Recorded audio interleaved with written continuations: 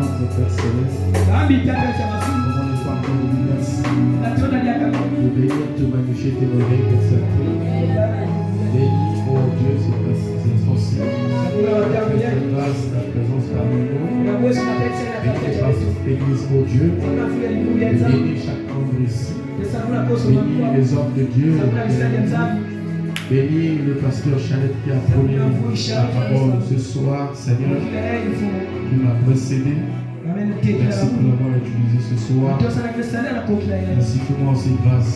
Parce que l'honneur et la gloire Christ le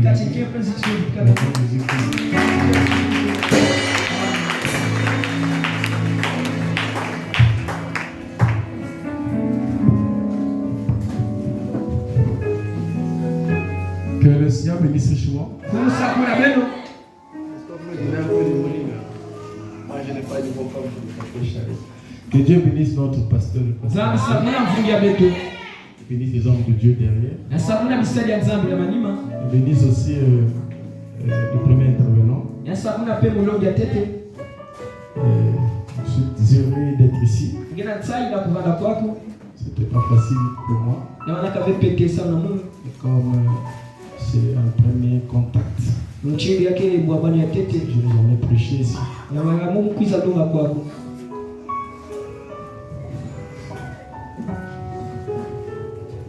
Que Dieu vous comble. Alors je tâcherai de donner ma portion.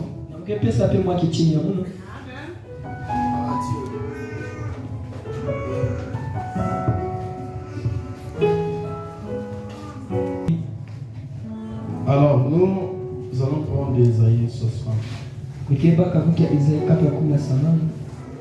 Je parlerai de sois éclairé. Mais ce n'est pas tout stable aussi. C'est tellement. Mais c'est ça, on dirait que je veux peut-être pas ça. Que Dieu bénisse le pasteur Aldo pour sa confiance. Alors, nous lisons Ésaïe 60, le verset 1. Lève-toi, sois éclairé, car ta lumière arrive. Et la gloire de l'Éternel s'élève sur toi. Voici, le ténèbre couvre la terre. Et l'obscurité le peuple. Mais sur toi s'élève. Mais sur toi l'Éternel s'élève. Sur toi sa gloire apparaît. Des nations marchent à ta lumière. Et des rois à la clarté de tes rayons. Apocalypse 17.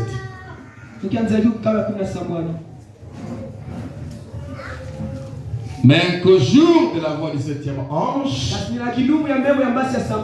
quand il sonnerait de la trompette, le mystère de Dieu s'accomplirait comme il l'a annoncé à ses serviteurs, les prophètes.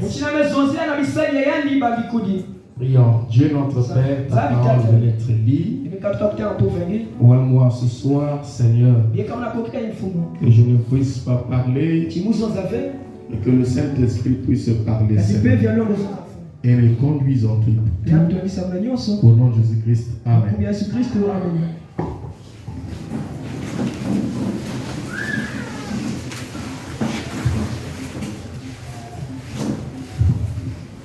Que le Seigneur bénisse tous encore une fois de plus. Donc, comme je viens de le dire,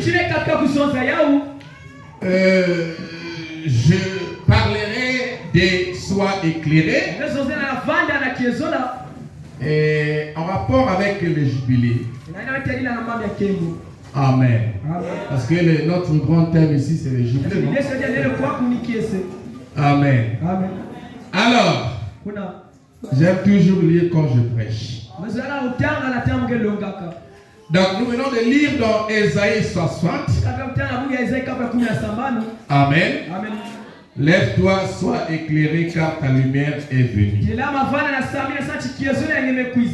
Et avant que je puisse entrer, j'aimerais d'abord lire frère madame ici dans Shalom. Du 12 au premier mois, 64. Le paragraphe 30. Il dit par rapport à cette écriture qu'on vient de lire.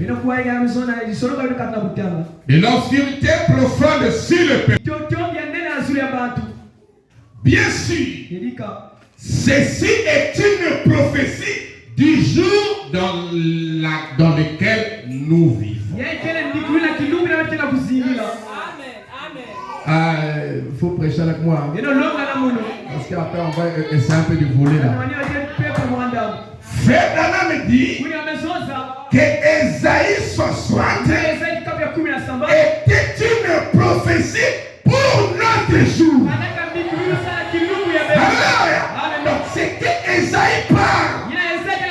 Quand il dit alléluia, que la lumière devait rayonner sur le peuple alors qu'il y avait l'obscurité. Frère Dana me dit que c'était une prophétie qui nous concernait. Alléluia. Vous savez que nous avons reçu un message de perfection, un message profond. Et ce message vient de son. Donc, je ne peux pas parler du jour des jubilés, ni de soir éclairé, sans que je rentre dans le son. Est-ce que quelqu'un comprend? Amen. Le frère Dana me dit que c'était une prophétie. Donc, en ce qui nous concerne, nous sommes à l'heure où cette prophétie était censée s'accomplir. Vous voyez qu'on nous parle, alléluia, du ténèbre, on nous parle de la lumière, on nous parle des gens ou du peuple. Je me sens bien. Alors, dans notre leçon, on va essayer un peu de comprendre quelle était cette lumière-là qui était censée venir pour éclairer les gens. Amen. Parce que si on ne retrouve pas ça, vous ne serez pas éclairés. Et il n'y aura pas une délivrance.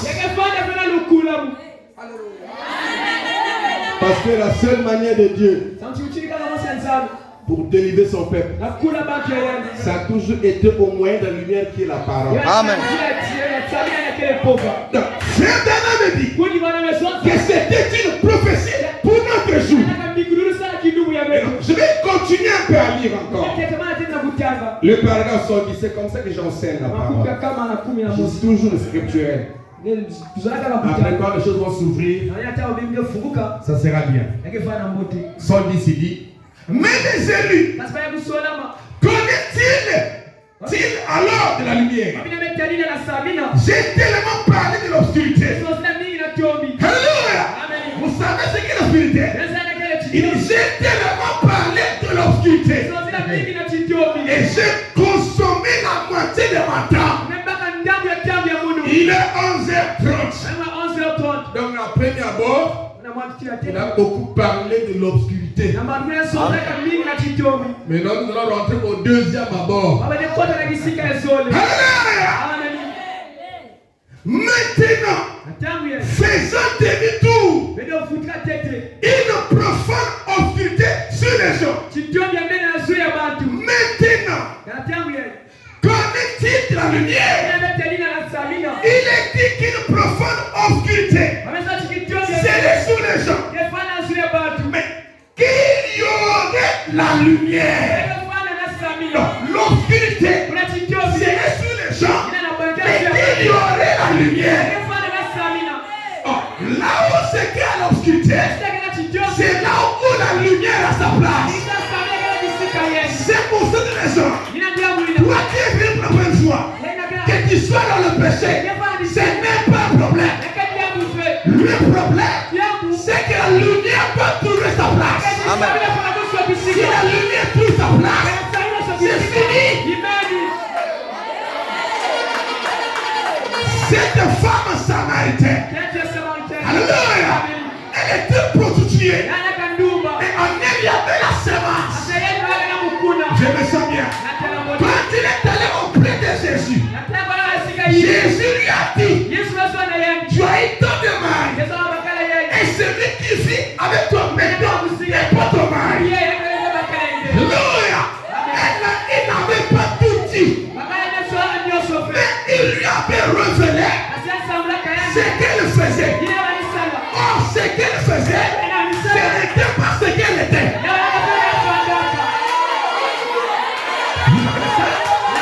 Quelqu'un peut faire une chose sans être ce qu'il est.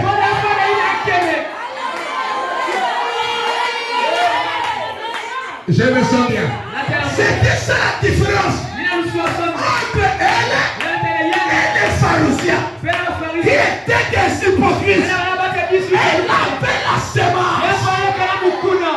Jésus lui a dit, waouh, soyez ton mari. Il lui a dit ce qu'elle faisait.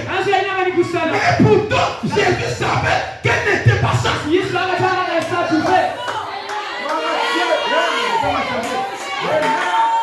Amen. Wow. Et quand Jésus parlait, et quand elle est allée là-bas, elle est allée dire, venez voir un homme qui m'a dit tout ce que je fais. Jésus a dit tout ce qu'elle faisait, mais il n'a pas dit ce qu'elle était.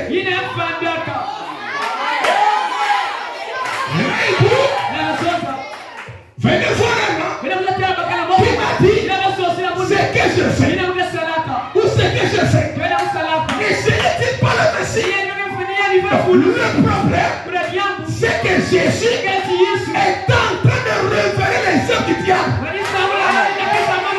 Qui était sous cette femme-là. Quand il révélait les œuvres du diable sur elle, ça a permis à la parole de se révéler. C'est pour cette raison. Frère Branham dit, le sort, c'est Christ qui se révèle. Mais quand il lit le sort, le cavalier sur le cheval blanc n'est pas Christ. Mais c'est plus tard l'antichrist. Mais comment c'était Branham dit que le sort, c'est Christ qui se révèle. Écoutez, la seule manière pour que Christ se révèle, c'est de révéler l'ennemi qui est en vous. Et quand l'ennemi qui est en vous est révélé, Christ à son tour peut être révélé. C'est ça les sorts révélés. Et vous êtes les sorts. Vous êtes le sang qui a été révélé.